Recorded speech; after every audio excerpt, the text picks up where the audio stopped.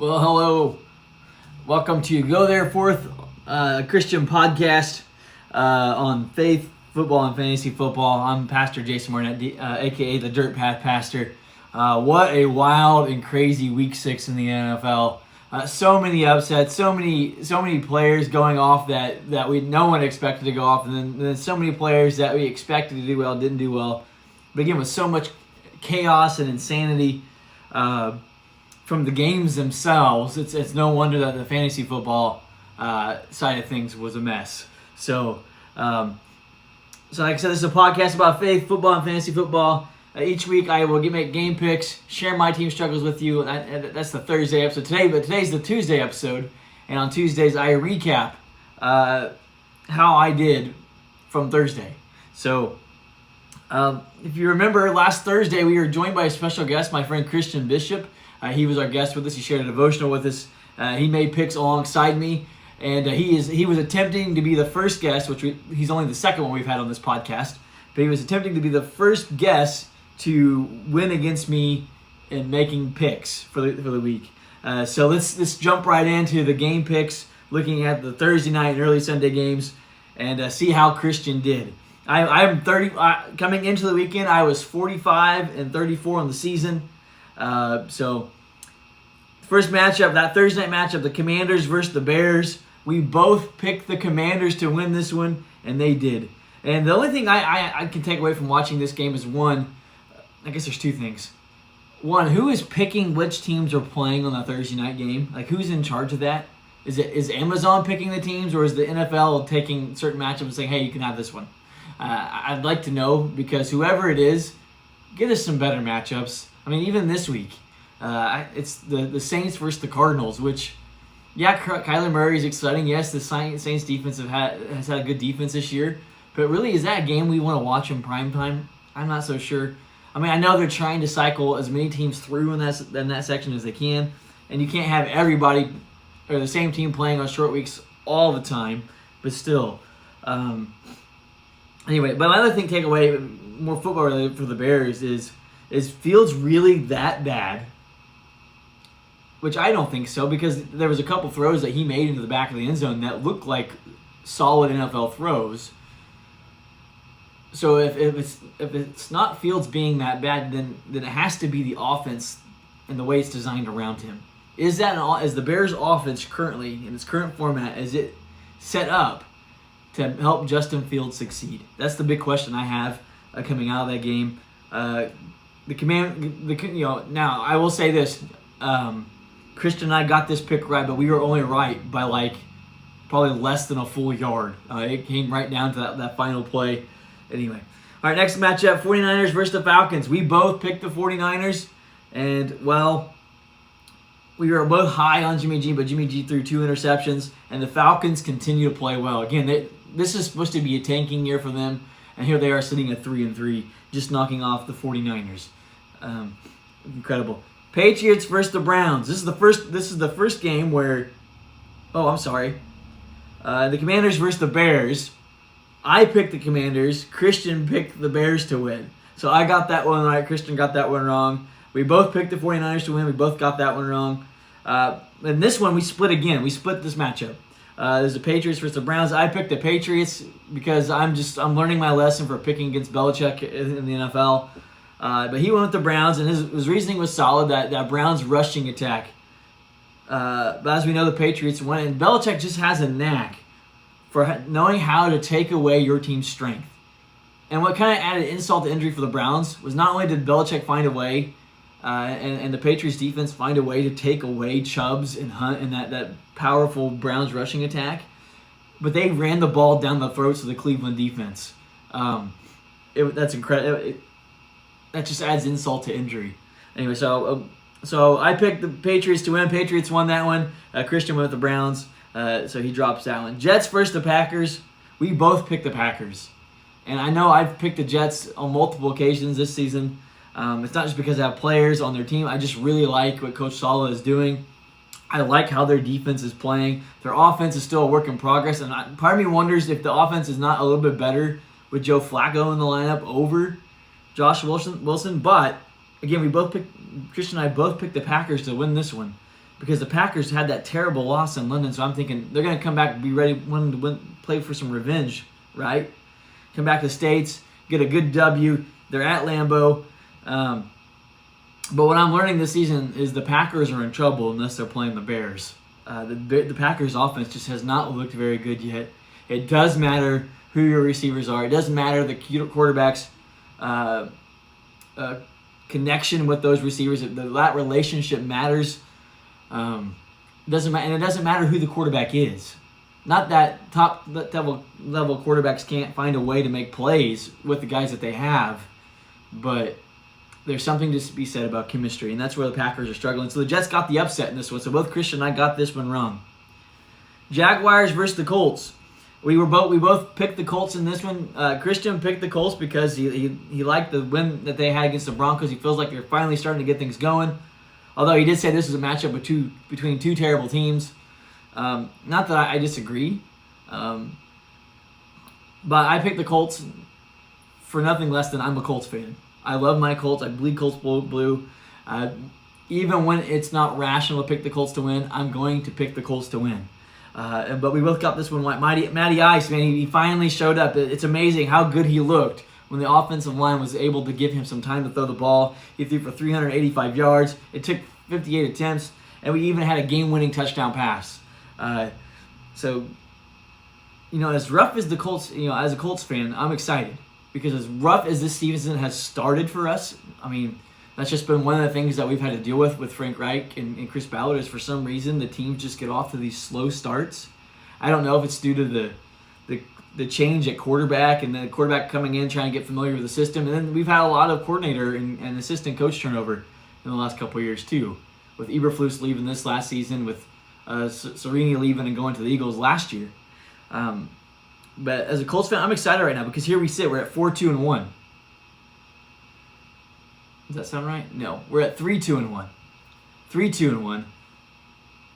Sitting at the top of the division, and we've played terrible. We beat the Broncos, yes, but that was the worst football game ever played in the history of the world. Broadcast on Thursday Night Football. But we won that one, and then we just beat the Jaguars. Yes, we had to come behind to do it, but this is the first game where the offense looked competent. They looked like they were in a rhythm. They looked like they had things going. And this is also kind of the first game where our defense kind of let us down a little bit. The defense just wasn't they didn't play at the level we've seen this season. Uncharacteristically, they gave up some rushing yards. But as a Colts fan, I'm excited moving forward, even though we have a tough matchup coming up. All right, so we both picked the Colts. Both got that one right. All right. This is the next matchup is another one where Christian and I went different ways. In the Vikings versus the Dolphins, he picked the Vikings. I picked the Dolphins. If you've been following this podcast, the Dolphins is another team I've been high on this year. And I really thought even with Sky Thompson in there with the offensive weapons that the Dolphins have, that they would be able to get the win. But the Vikings never do what you need them to do. So the Vikings got the W. So Christian got this one right. I got it wrong. Bengals versus the Saints. Let's just say Lamar Chase is a beast. Joe Burrows is good. Joe Burrows is great. He definitely belongs in that conversation of top quarterbacks of today. But Lamar Chase makes him look good. And when the fourth quarter came around, he essentially took that game over. So that was incredible. But we both picked the Bengals to beat the Saints, and the Bengals won. I was worried about this one because as this early games were going, it was not going well for me. So watching the Bengals versus the Saints, I was nervous the whole way. Was glad the Bengals came from behind to get the win. Ravens versus the Giants. Christian and I both thought, the Giants have been off to this hot start. Things are going well with Brian Daboll as the coach. But surely at some point they're going to come back to reality, right? They're not going to keep up these winning ways. And surely with the Ravens coming to town, the Ravens would be the ones to knock them back to reality. And that's just not what happened. Yes, the Ravens led most of the way, but the Giants found a way to get back in the game and win. They came from behind and beat the Ravens. I looked up the stat on this now because I put this question. I think, is Lamar Jackson the quarterback you want with the game on the line? Because we all know the Ravens and Lamar Jackson are in this little bit of a contract dispute right now, trying to figure out how much he's worth to sign to a long-term deal.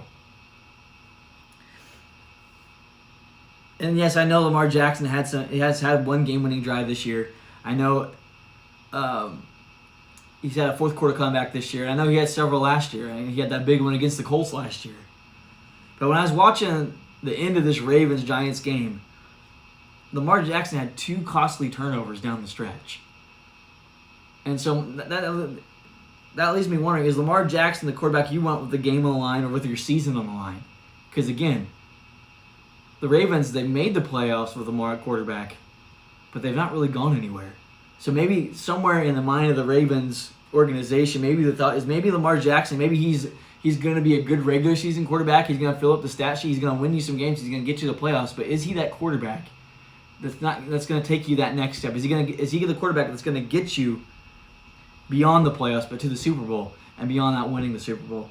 So can you trust him in those big moments, in those big games? So anyway, just my thought on that matter. Again, I'm not a fantasy football expert. I'm not even a football expert. I'm a pastor, and I just love the game of football, and I watch it every chance I get. All right. But we both Christian and I picked the Ravens to win, and the Ravens lost. The Giants with it up, kind of an upset there, even though they're 5-1 now. So Buccaneers versus the Steelers. We both picked the Buccaneers to win this one, and the Steelers got the job done. No T.J. Watt. That defense held Tom Brady in check. And what's kind of scary to me is the Buccaneers are starting to get their receiving core back. So we talked about it with Aaron Rodgers, right? And how that relationship, that chemistry with the receivers is important. And I kind of jokingly put maybe Giselle was onto something about Tom Brady. Maybe Tom Brady should be putting him up. But, every time we say that about him, he ends up ripping it off for like 300-something yards, a bunch of touchdowns, and goes on a winning run that puts his team in the playoffs, the Super Bowl, and then they win it all and proves us all wrong. So I kind of say that jokingly. But what kind of has me concerned is I'm thinking about what happened with Peyton Manning, right? Remember Peyton Manning's last season. Yes, he won the Super Bowl with the Broncos. He rode off into the sunset. But do you remember the turmoil that happened? I love Peyton Manning. I grew up south of Indianapolis watching the Colts every week.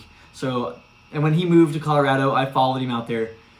Okay, maybe that's not the real reason I went out there. But when Manning went to the Broncos, I ended up moving to Colorado too for different reasons. I still stayed true to the Colts though, just so you know. But anyway, remember that last season though, Peyton Manning, his arm was gone. All of a sudden, it just wasn't there. He couldn't throw it anymore. And so they brought Brock Osweiler in, and then Osweiler was so bad that they put Peyton Manning back in because Peyton Manning's brain was better than Brock Osweiler's total ability to play as a quarterback. So they brought Peyton Manning back in. But I remember the drop-off and the level of play, and it was sudden to me, right? And maybe it was because I don't watch every Broncos game when I get a chance, but still, it was a sudden drop-off. And maybe that's kind of where Tom is. Maybe, one, he has all these other distractions, and on top of it, maybe finally the age is, maybe it's catching up to him. I don't know. But we both picked the Buccaneers to win, and the Buccaneers did not win. The Steelers pulled off this upset, even with Trubisky coming back into the game. So, again, day of upsets. So I had a rough time with early games, and so did Christian. With the early games, I was 4-5. I think this is my worst mark yet. But I was a little better than Christian so far. He was at 3-6. So, like I said, this is moving on to our next section. This is a podcast about faith and football and fantasy football. And so for the faith aspect, I'd like to share a little bit of a devotional. And my reading this week, I've been in the book of Lamentations. It's kind of an appropriate book. I didn't plan it this way. It's just the way my reading plan fell. But I don't know about you, but for me, fall always seems that time of year where I find myself in a bit of a funk. It's a mental funk. I have to kind of force myself to do things. I have to find, I don't really have the motivation to do it. I don't have the hype to do it like I should. The energy levels aren't there. And I tend to find myself a little bit more tired than I normally am. I'm always tired because, one, I'm a pastor, and two, I'm a dad to 3 kids, the oldest being 9, the youngest being 4. So I'm always tired. I work crazy hours, so I'm always tired. But for something about the fall, I'm just a little bit down. It's not just a physical sleepy tired. It's also the mental tired, emotional tired. I don't know why that is, but so Lamentation was a good book for that. And if you're not familiar with it, it's credited to being written by the prophet Jeremiah. It's immediately following the book of Jeremiah, and what it essentially is, it's weeping. It's mourning over the events taking place that the prophet is witnessing. So it's a book of sadness. But I found this verse in chapter 5, verse 17 very interesting. It says, because of this, our heart is sick. Because of these, our eyes grow dim. And I find that verse powerful because, again, he's lamenting over the state of God's people, right? The city of Jerusalem has fallen. The people have been led into exile. There's death, destruction everywhere he looks. And everywhere he looks, he's reminded. And so he weeps over, he's mourning what has taken place. But notice what he says. He says, because of this, our heart is sick. His heart is sick over what has happened and what he's seeing. His heart is sick over his life. And hearts get sick for a lot of reasons. And certainly if we were in Jeremiah's shoes, or whoever the prophet was that wrote this, if we were in their shoes and we were witnessing that, it does make us sick. Here in Eastern Kentucky, we're just a few months removed from the devastating flooding here in the eastern part of the state. We're not even quite a year removed from a terrible tornadoes that went through the area on the western side, right? And those things make you sick. When you're dealing with financial struggles in your life, it makes your heart sick because there's things you need to do, things you want to do, that you're not able to. Bills you're not able to pay because the money's not there. So it makes your heart sick. Maybe you're going through a season and you're trying to do the right thing, or you're trying to make things happen, and it seems like no matter what you do, it always messes up, or the circumstances don't align, and you're not as successful. You don't gain the ground that you think you're going to gain. That makes our heart sick. That makes us weary. Or just maybe you're just in a hard situation. Maybe there's a loved one that's sick, and name it. There's lots of reasons that our hearts get sick. And apparently the prophet is no different than the rest of us. But verse 17, it says, because of these, our eyes grow dim. Now I think the NIRV puts it a little differently, and so I'm going to take a little bit different direction. But the way this reads to me is that when our hearts get sick, it impacts how our eyes see things. A sick heart impacts how our eyes see. So if we're walking around and our heart is sad, we're walking around in our fall funk, we're not going to see things as clearly as we normally do. We're not going to see the joy in the moments that we're in. We're not going to notice the small victories that are taking place around us. All we see is the hurt, the pain, or even in some cases the apathy that we're going through. That's the impact of a sick heart in our lives. It impacts how we see the world and how we see life.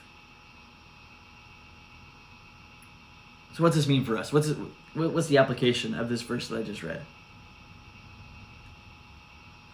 Well, remember what Jesus tells the Pharisees.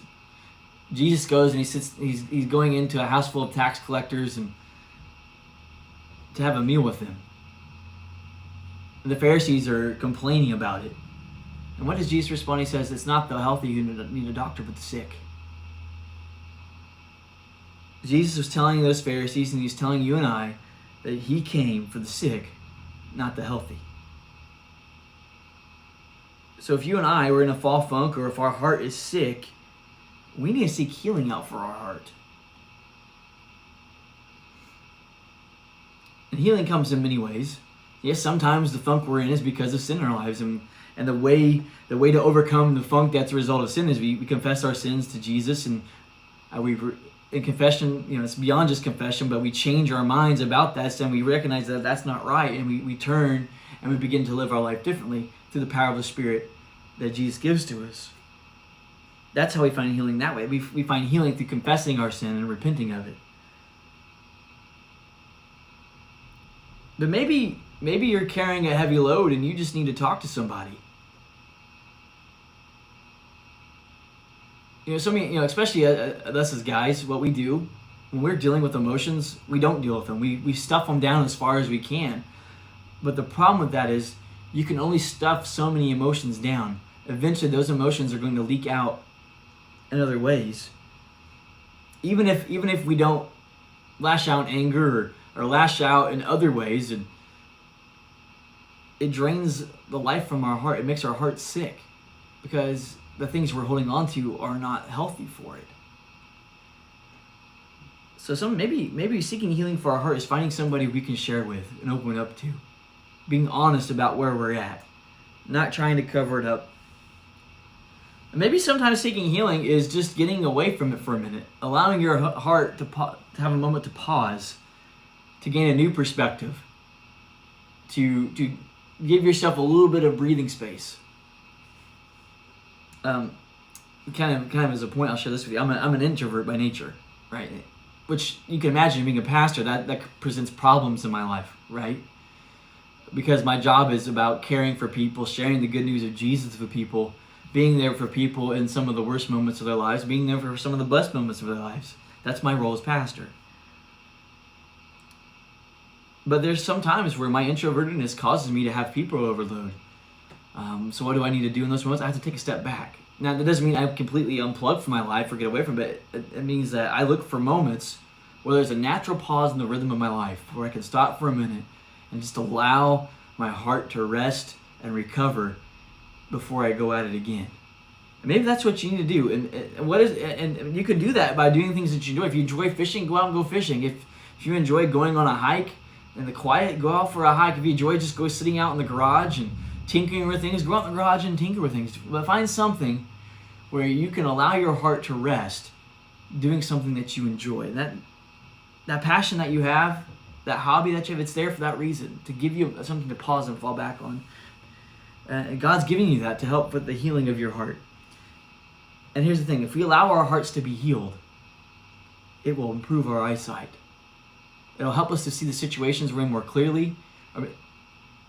Once our heart is healthy, we might be able to see the way out that we hadn't seen before.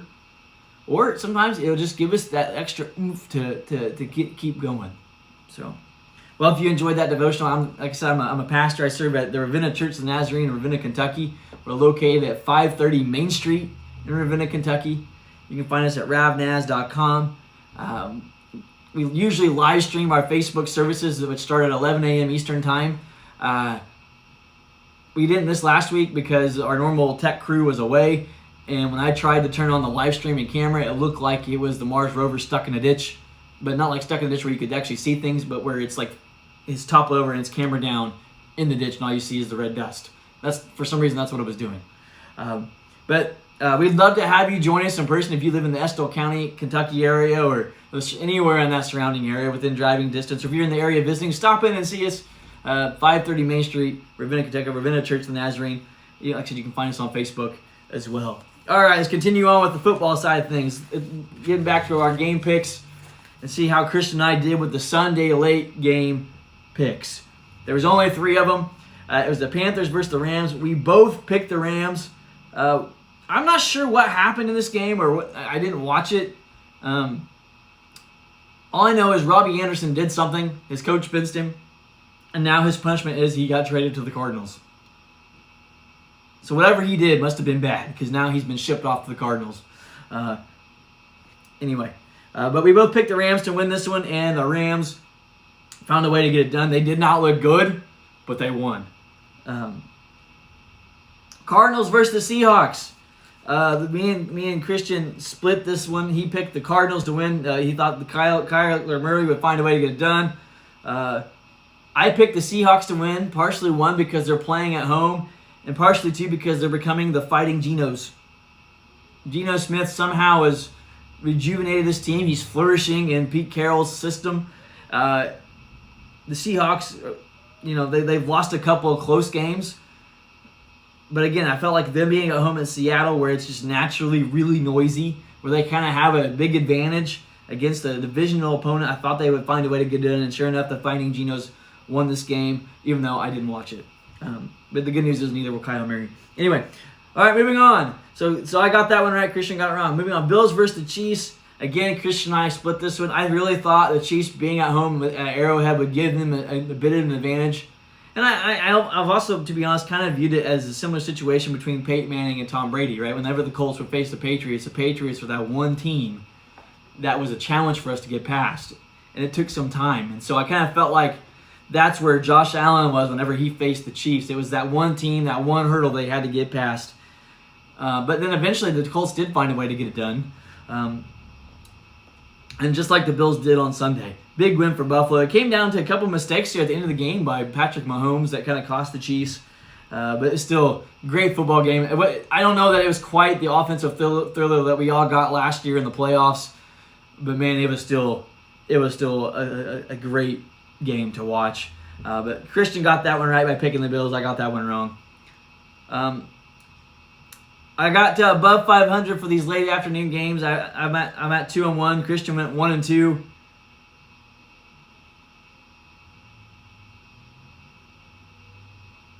No, that's not right. Sorry, Christian went 2-1 as well. So we both went 2-1 there. He just lacked the faith in the Fighting Genos. I just picked the wrong winning team in the Sunday night game, or the late Sunday afternoon game there. So that puts me at 6-6 on the week. That puts Christian at 5-7 on the week thus far. All right, let's move on to my fantasy football team. How did my team fare this week? Remember, I'm in a 12-team PPR league with some custom scoring. We get some extra bonus points for pass completions, carries, and targets. When I say extra points, it's like a tenth of a point for those, right? Just to beef up the scoring. And I feel like in a 12-team league, that's important. And it's a team league. It's a league with church folks and some friends. I was 1-4 coming into this matchup. And our 12-team league is broke up into 3 divisions. And so this was not just, a game I needed to win, but it was also a divisional matchup where I haven't won yet. So that's very important. But I had some challenges to overcome. And so first off, remember, my quarterback all season has really been Derek Carr.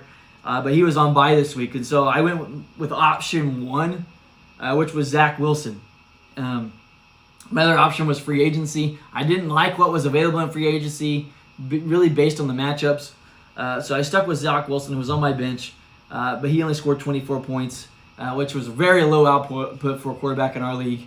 How they won the game was based on their defense and their special teams, with some good plays from the offense, obviously, but their defense and their special teams really was allowed them to find victory there. So putting Zach Wilson in didn't quite work out the way, and that really hurts. In a league where the QB scores points like bananas here, 24 points from your quarterback is a big, big hole to overcome. My running back 1 was Austin Ekeler, and let's just say this: my hope rested with Austin Ekeler coming into the Monday night game. I've had a lot of games this year, but it's kind of come down to the Monday night one. But it really rested on what did Ekeler do, and he made a valiant effort. He scored 39 points in our league for me, but that wasn't quite enough. But we'll get to that in a minute. But Ekeler had a really good day. My RB2 has been Jamal Williams, and he was on a bye this week. So initially, I had 2 other options. I had Michael Carter, and then I had James Conner. Initially, my plan was to go with James Conner, because when James Conner is in, no matter what the matchup is, he's going to get touches. He's going to either get touches running it out of the backfield, or he's going to get catches out of the backfield. But he was ruled out Saturday night, so that kind of forced me to go with Michael Carter. I did browse free agency to see if I can find somebody else that could step in there. But there really just wasn't anybody I was super comfortable slipping in there on such late notice. So I went with Michael Carter. And I knew with Hall taking over the starting running back spot for the Jets that there were going to be moments where if I put Carter in, it was going to backfire, because he's kind of while he's going to get carries still, it's really going to be dependent upon if he scores a touchdown or not. And Carter didn't score a touchdown this one. He scored me 11 points because he had 6 rushes for 41 yards and a catch for 6 yards. But, again, he wasn't quite the output I needed. Anyway, my receiver 1 was Tyreek Hill. I was concerned mainly because of the quarterback situation coming in, but he's also Tyreek Hill, so I'm not taking him out. And I was rewarded. He scored 30-plus points for me. And I'm excited because it's looking like Tua will be back this week, so that Dolphins offense ought to get back to normal somewhat. Receiver 2, I picked up Alan Lazard a couple weeks ago. But I was concerned for them coming against the Jets again because most people, they're not paying attention to how stingy the Jets defense has been. They are a tough defense to play against, and they are a tough defense for receivers. But Lazard was able to get 4 catches, set for 76 yards, a touchdown, scored me 18.5 points. I thought that was pretty solid given the circumstances. Tight end, I had picked up Evan Ingram because he was going against the Colts, and the Colts, I think, if I remember right, they had given up 6 touchdowns to tight ends in the season. As a Colts fan, I was happy that they were able to keep this tight end out of the end zone. As a fantasy football player, I was very sad because I got 9 points out of Ingram, 5 receptions for 40 yards. Not quite what I was hoping for, but it was better than no points, right? My flex, I had Deontay Johnson in there. I was concerned a little bit because they were going against the Bucs defense. And the one bright spot for the Bucs this year so far has really been their defense. But Deontay Johnson still had 5 receptions on 7 targets, still put up 11 points. It's not quite, it's a little lower than what he's been putting up for the season, but he still did decently. Defense, I picked up the Bengals because, again, it's all about matchups. They scored me 11 points, but this is only their second game this season without a turnover. But they did pick up a sack, which is a good thing. The Bengals defense has been sneaky good for fantasy football points. But again, I stream based on matchups. So I like the matchup against the Saints. It kind of worked out. Again, if your defense scores you double digits, that's a pretty good day. My kicker, Ryan Suckup versus Steelers. My team name is Don't Be a Suck-Up, so my team is named after him, even though I thought about replacing him this week. But it turned out this week he was the highest scoring kicker in our league, I guess, although there was another kicker that tied him, but that he was a free agent. But best kicker in our league this week with 14 points. And like I said, Ekeler, I needed Ekeler to be my hero. Heading into the Monday night game, I needed 60 points from Ekeler to win, and I also needed Judy, the receiver for the Broncos, to switch to playing defensive back, because that's who my opponent had. He had a 50-point lead on me heading into the game. With Judy still yet to play. And the good news was Ekeler was able to reduce the deficit by half almost, but I still dropped to 1-5 on the season. So I've been having a really rough fantasy football season this year. The good news is I face an 0-6 team this week, but it is a sibling rivalry game. I'm squaring off against my brother this week, so that might be an added factor in there. Although he's 0-6, I'm 1-5. Go figure. We're the ones that play fantasy sports all the time. Sometimes it just goes that way. All right. Well, hopefully I can do better this week heading into this week's matchup. There's some hope there. All right. Picks for primetime. How did I primetime picks? How did Christian do? All right. So, Cowboys versus Eagles. We both picked the Cowboys to win. I know the Eagles were at home. I know the Eagles are probably the best team in that division this year. But I felt like the Cowboys have been playing some good football. I felt like they have a good offensive rhythm going with Cooper Rush. And boy, Cooper got uber crushed in this game. I mean, this is his roughest game of the year so far, throwing 2 bad interceptions. And he had a lot of throws that were just a little bit off. They struggled really to sustain really anything on offense most of that game. So Christian and I both got that one wrong. Broncos versus the Chargers. We both picked the Chargers to win. And what a play by the special teams of the Chargers. I can't remember the guy's name, but to block the return team's blocker into the returner and cause that fumble at the end. I mean, that's what won the game. That's what changed it. Because who knows, if the Broncos had gotten the ball back, they were starting a little bit to get their running game going. And that turnover that set up the field goal for the Chargers, when that changed, that was really the game-winning play, in my opinion. But Christian and I both picked the Chargers to win, and the Chargers got the win. So we split the primetime games. So I went 7-7 on the week to Christian's 6-8.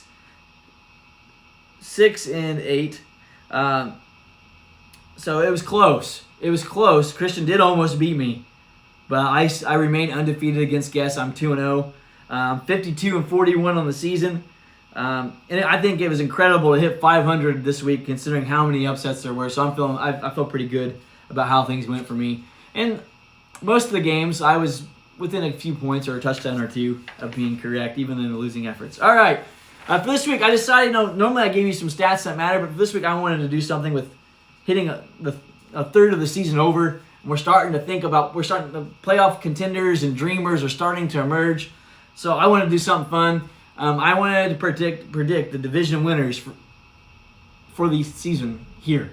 So start of week 7, or the recap week 6, heading into week 7, I'm going to give you my predictions for who's going to win each division. For the AFC East, I'm going to go with the Buffalo Bills. I think the Dolphins are going to give them a run. I know the Dolphins beat them once, but the Dolphins have to go to Buffalo the next time around. I know they have to face New England twice, but I don't know that New England has the offense to keep up with the Bills. I think that their defense can slow them down. But in the end, I think that the power of that offense will overcome that defense. But I think the Bills are going to win that division. AFC North, I'm going with the Cincinnati Bengals. I know that division's a mess. I know Lamar Jackson's in that division. I can guarantee you the Browns are probably going to come in 4th. But again, the Steelers are going with a rookie quarterback. They still got to keep surviving with where their defense is at right now. And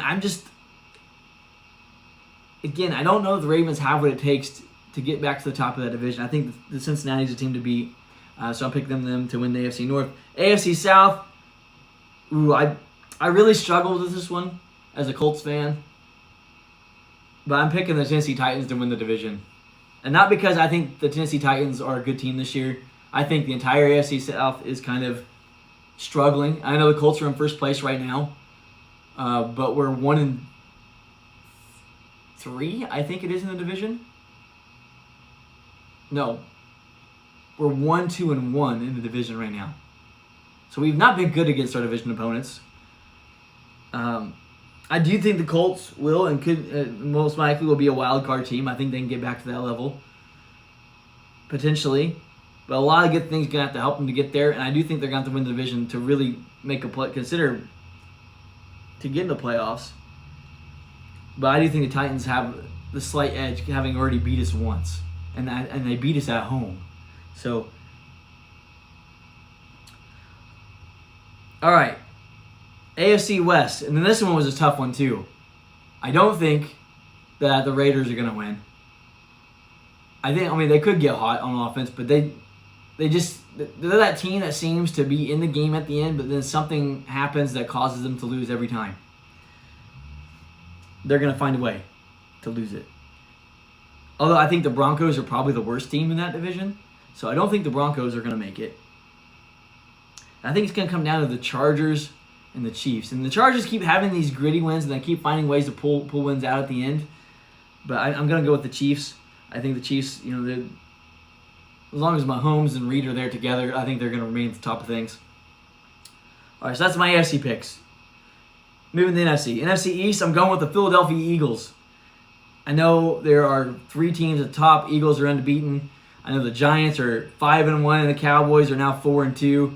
We won't talk about the Commanders. We can kind of put them off to the side. We already know who's going to come in 4th place in the NFC East. It's going to be the Commanders.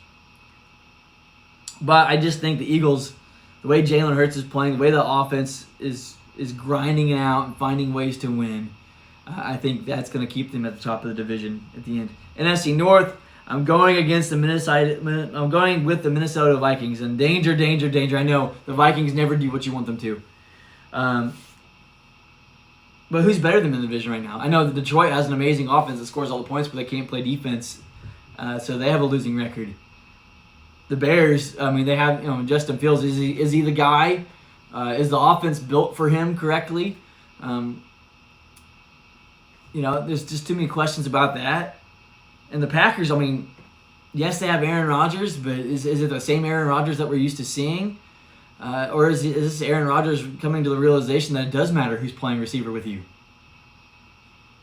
I don't know. So to me, the Vikings are the only team where I can look at and say, I think they're the best team in that division.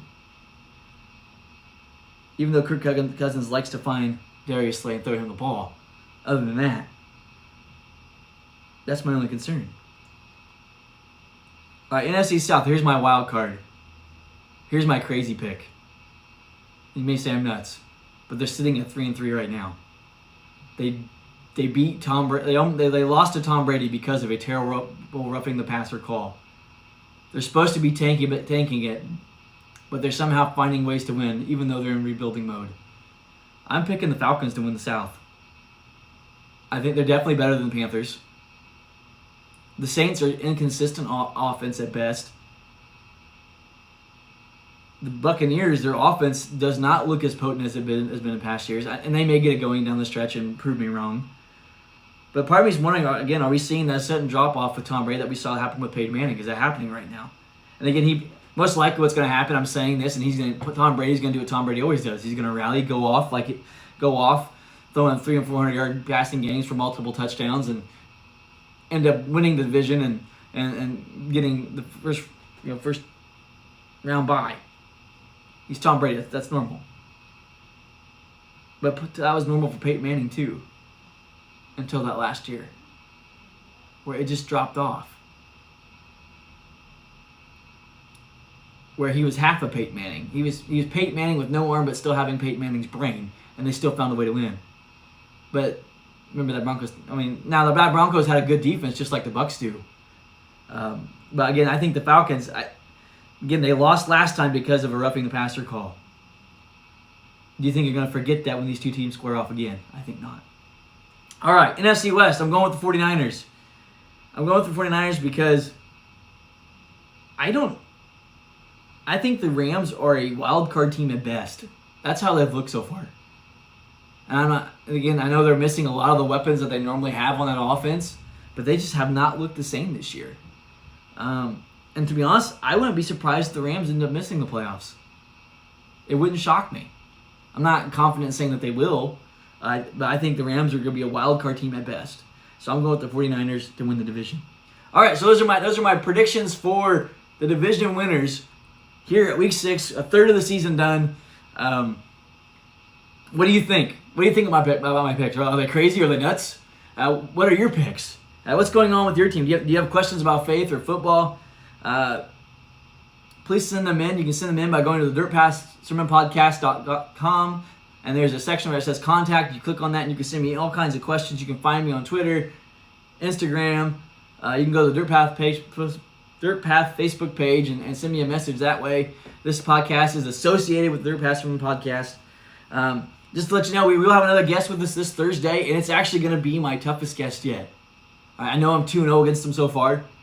But this guest I'm going up against is my wife. And she's coming to tell us that girls can play fantasy football too. And if you're wondering, her team is 5-1 right now to my 1-5. So that's something to think about. So she's going to come and she's going to join. She's going to make picks. She's going to share a devotion with us on Thursday. We're looking forward to that. Be sure to check out my other podcast, the Dirt Path Sermon Podcast. Again, share where you can find it at. You can also find it on Apple Podcasts, Spotify, Google Podcasts. Pretty much anywhere podcasts are found, you can find the Dirt Path Sermon Podcast.